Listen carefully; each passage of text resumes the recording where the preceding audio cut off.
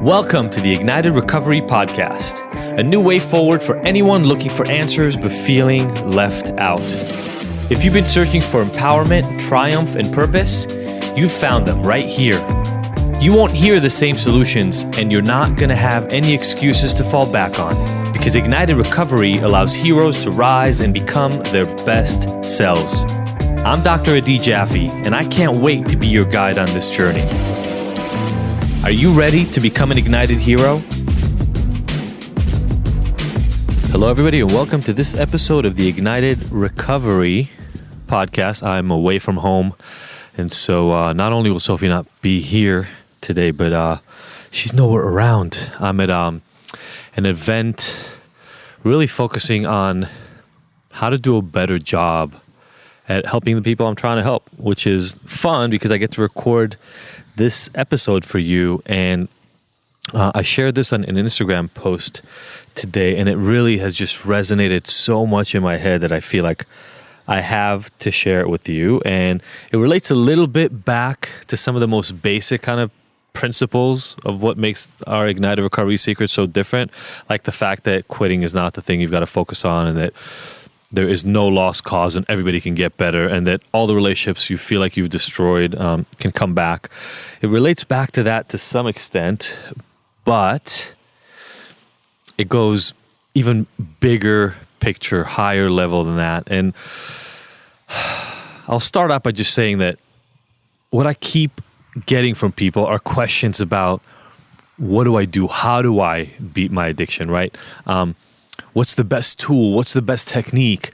Is this medication going to fix me? Or is EMDR, which is eye movement desensitization therapy, is that the right thing for me? Or am I doomed? Or are my genetics too extreme? And this is going to be a high level kind of thought about this.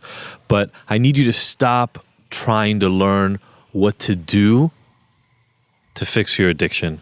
Because at its core, and if you've read the Abstinence Myth book, and we'll link to that here, but at its core, real recovery is not about finding the right tool, but it's about understanding how to become the kind of person who isn't addicted. And that might sound really counterintuitive to a lot of you who've been hearing really for your entire life, or for as long as you've been aware of the fact that addiction is a thing that exists, that once an addict, always an addict, and people have addictive personalities, and if you're addicted to one kind of thing, you'll be addicted to everything else in your life, and that you were born with this, or you were born with such a biological predetermination that you were kind of doomed to become an addict. But the way I think about this is so massively different, and it's part of the reason why I hate so much the idea of people who are stuck in recovery and maybe have been really successful in it for a long time, decades sometimes, and yet are really tethered to this idea that they have to identify as an addict forever, and that is their primary defining characteristic. Because, you know, when people talk to me, and people talk to me about this all the time, about my version of recovery, right? So I've been free from meth for, what is it now, since 2002. So 16 years, but I've been also drinking socially for about 12 of those years. And I don't know if you know this story or not, but in my first conference, my first big conference in grad school, same conference, by the way, where I met that woman who told me that the hardest thing for us to do in the field is to get people to stop doing anything. It's a lot easier to get them to do something else instead. Same conference, not the same woman, but as I was walking around, it's a huge conference, the American Public Health Association conference, and it was in DC, and it was freezing cold, and I was walking around super excited. I had this advisor, and he was showing us all his mentors and all the people he'd done work with, and it was incredible. I was opening up my brain. This was my first year at UCLA, and I was so excited to be at this conference, and I was walking around, and I'd met this woman who was there at a booth. If you've never been to an academic conference or a professional conference, there's all the presentations, and then there's all the booths of people who are there either to sell you stuff or teach you about their services. And this woman was there I don't remember if she was there as part of a 12-step group or as part of a rehab or a treatment center. She was handing out flyers and talking to people. And I walked by so innocently and started talking to her. I'm there presenting some of my first research on addiction, and I was really excited. And we talk, and she's asking me what drugs was I addicted to, and I tell her I was addicted to meth, and I went to jail, and all this stuff. And I'm super excited as I'm telling her the story because I'm not living in that place anymore, and it feels really, really good. And she asked the question of, well, how long do you have? How long have you been sober? And I say, oh, I'm actually not completely sober. I drink socially now. And she stops. And the conversation turns. And she looks at me and reaches back behind her. I'll never forget seeing her just reach back. And she had completely lost interest in talking to me at that point. And she brings me a card and she puts it in my hand and she says, we'll save a seat for you. And it was soul crushing in the moment because I was doing totally fine. I was actually about 1.5 years, 2 years into drinking again. It was not a problem. I didn't even think about it at that time, even though I'd thought a lot, and you've heard the story from me, but I'm sure I'll tell it again here at some point. I thought a lot before reintroducing drinking, but now it had been going really, really well for about 1.5 years, for almost 2 years. And so I wasn't thinking about it at all. I was just normal again. And she didn't see me as that. She saw me as a relapsing addict. And it was hard. It got me so pissed off. I wrote an article about it in Psychology Today called Calling Bullshit on Addiction Treatment Bullies. And I'll link to that here as well. But, back to this topic here, I got my real recovery. I got a real sense of beating my addiction when I finally allowed myself to believe that maybe I'm not a lifelong addict. And I know that there are people who say that's crazy, that even thinking this is wrong, that's blasphemous, etc. But not only has it worked for me, it's worked for dozens and dozens of people that I've worked with. Because this is the thing. Those people who don't believe that what I'm saying is possible or is true are right for them. If you don't believe that you can do something, it is impossible for you to get it done. And I talk about this. There's actually a specific worksheet I do in the Ignited Recovery Heroes program where I talk about the fact that if your goals and your beliefs are not aligned, you are going to have conflict. You're going to have internal and external conflict because you cannot achieve the things you don't believe in yourself. And if your goals aim too low and you believe you are better than them, then even if you achieve those goals, they will bring you no payoff. And so you have to align your beliefs and your goal.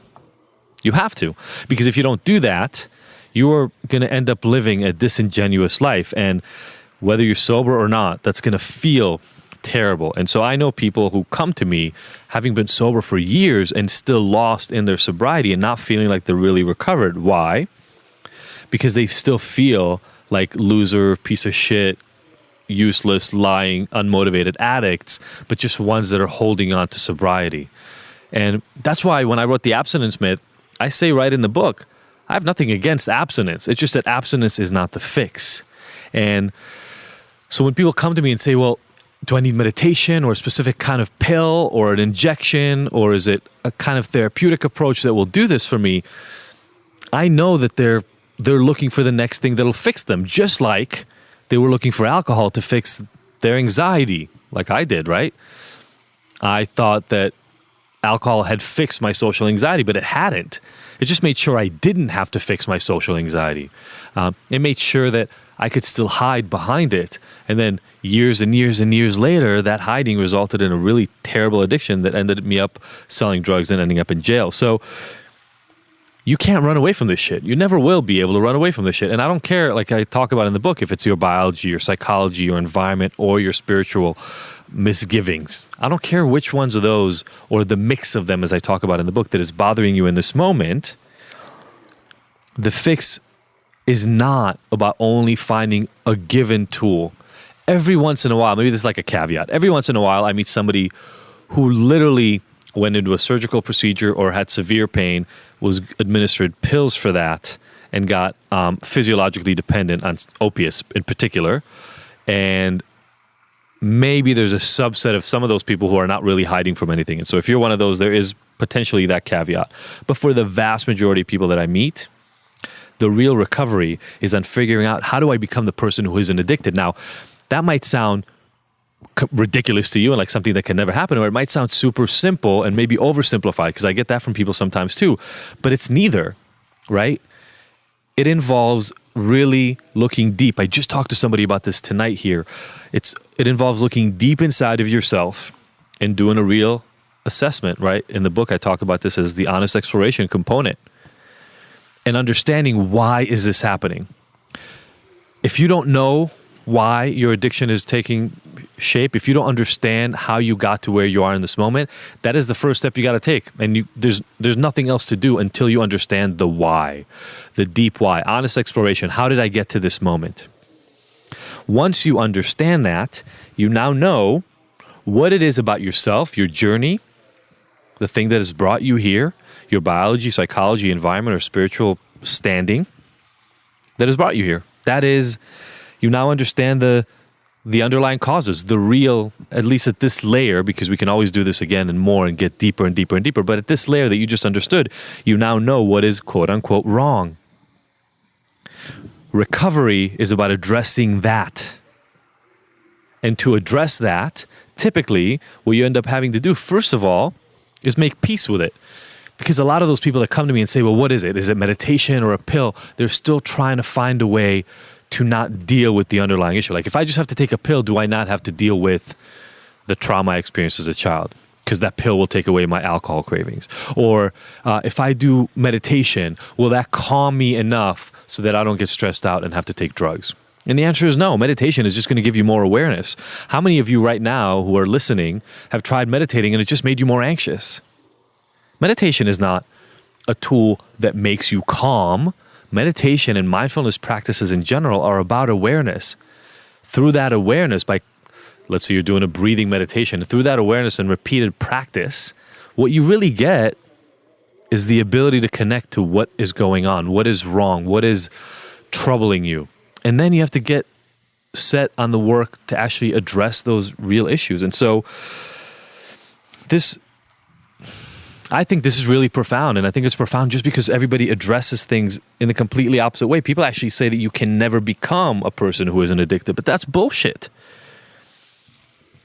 I would argue that even the people who are in 12-step groups and have been handed a life that they're happy with, maybe they're 20 years sober and they've been to therapy and they've addressed all their trauma and they've re-regulated their biology, they found a higher purpose, whatever it is that has done the work, if they've done the deep work, they're essentially an addict in remission. The thing that's keeping them back, the thing that's keeping them tethered, is that constant re-identification. And some people feel like that makes them safe, and that's fine. But I know, it's not a belief. I know that it is absolutely possible to become a person who isn't addicted. And then you've beat your addiction. And then you're past it. You're done. And a lot of times people ask me, do all addicts have to stay abstinent for the rest of their lives? And I tell them, I don't know. I don't have that answer for every single person out there. I just don't. But when people ask me, will I ever be able to drink again? I give them this kind of shorthand answer. And the shorthand answer is, when you no longer care about the answer to that question, that is when you're ready to drink again. And what I mean by that is, you cannot use the potential and or the act of drinking as a valve, as an escape, as a way to get away from, to release the problems that you have in your life. You have to fix those first. Because once you fix all of them and you're not running away from anything, you have become a person who is no longer addicted, no longer acting addictively. And that is a magical, magical place to be in. Like I said, I know dozens. I mean, one of the examples I use in the online webinar, the workshop, free workshop that I give for Ignited Recovery is a woman named Melissa. That's not really her name, but it's a client that I worked with who, when I first met, was unable to sit in a chair for 30 minutes. She had chronic back pain, had been in and out of 4 different rehabs, some of the most expensive rehabs in the US, and was so broken, she never believed she would get okay. And her family actually didn't believe she would get okay. She had to live either in a rehab, a sober living, or under her parents' roof, and it was all a disaster. She was running away. She was relapsing constantly. Nobody believed she would be okay. She had 6 clinical diagnoses: borderline personality disorder, bipolar, generalized anxiety disorder, alcohol use disorder, marijuana use disorder, and another substance use disorder for nitrous oxide. It was as hopeless an addict as, especially at the age of 28, as I've ever met. And but that's not the way I saw it. My job was to see the potential in her and guide her to this other life. And it took a long time, and it took a lot of hand-holding and a lot of acceptance. But that same woman has now stopped using all those drugs problematically, is a normal graduate student in a school, something she could have never imagined, on the other side of the country, where she would have never imagined she could live, not close to her parents, not living in a sober living, not living in a rehab. But the reason it worked is we had to do the honest exploration and understand what was making her an addicted person. And then we had to go and piece by piece fix those things after we accepted them and addressed the issues. And gradually and slowly, the problems melted away, and she was able to live what is now a normal life. She literally, when I text with her, because I love to check in with her every 6 months or so, she says, yeah, I mean, there's stressors, things happen in life, but I have tools now and I use them. And she feels normal, and it's now about 4 years later. So I understand the search for tools, but the search for tools has to come after you do a really deep internal exploration of why you ended up here, and you do a really good job of accepting that instead of trying to run away from it and saying, okay, I am this person. I come with these things, these biological dysregulations, these events, this psychological trauma that I've gone through, these environmental pressures, and all of that comes with me as a person, and I'm okay, I'm good. I'm as good as I could have been in this moment. I've done my best. Now, let's move on and change my life. So I hope that makes sense to you. This is all I've been thinking about all day today.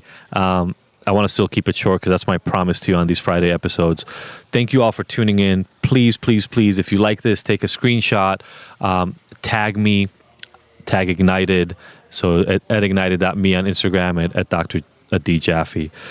Can't wait to see you guys again next week. If you've got any topics you want me to cover, just let me know. DM me, send me an email, info@ignited.com, or when you tag, just say it right there and I will connect. Thank you all so much. Have a great weekend, and we'll see you on the flip side. Thank you for tuning in to the Ignited Heroes Recovery Podcast. I really hope you found the information here useful, and that we'll see you back here next week. And look, I want to make sure that this podcast is the most useful it can be for you, so please let me know by emailing info@ignited.com if there are any specific topics or questions you'd like to have addressed. As usual, if you like this episode, I would love for you to leave us a 5-star review and rating. Thanks, and see you next week.